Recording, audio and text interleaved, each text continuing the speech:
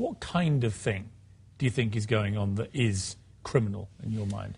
Well, whether it's criminal now or it should be criminal, maybe is the question. There are things that are not technically against the law because the law is made by Congress, and Congress has interest in keeping many of the rules basically the same. When they'll change a rule, they'll say that instead of feeding a congressman a meal, he can't be sitting down, he has to be standing up, or he has to use his fingers instead of a fork or something ridiculous like that.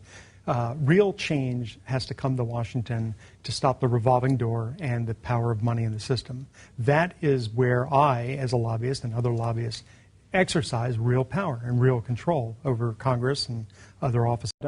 Does a public good factor into your equation to come out and talk about this now? Why are you doing this?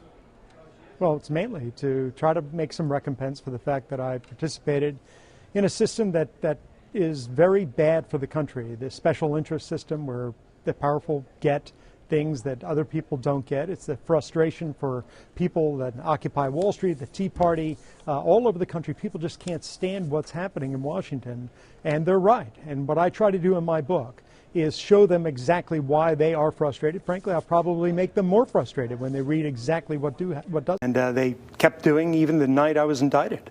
And the night I pled. In fact, the night I was sentenced, they had fundraisers along those same lines that I was doing. So I think it's still going. So essentially nothing's changed. Do you think it ever will? I mean, fundamentally change? I know you have some ideas. Putting them in place is a different story, obviously. I think that's up to the American people. At some point, I think one sees with the Tea Party and with the Occupy Wall Street and other movements, people are just frustrated and fed up with all this, and at some point that will become a movement that will overthrow what's going on and stop it. I cannot tell you how much I appreciate not only your coming on, but your candor. Before I let you go, Jimmy, just because what you're saying is so alarming and so concerning, and I think it's understandable that you say what you say. Somebody watching this program wants to address their energy. They've been informed by you, and they want to direct that energy to address the specific loophole that is corporations spending money unlimited, in secret, unlike a human lobbyist, which may be offensive to some, but at the very least you can see the person. Where do you direct your attention?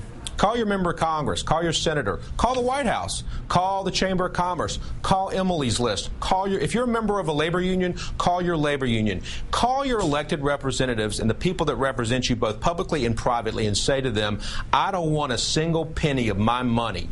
By the way, if you're a shareholder of a publicly traded corporation and you don't know that your corporation is spending tens of millions of dollars to go into these black holes, I can guarantee you, I bet you they are.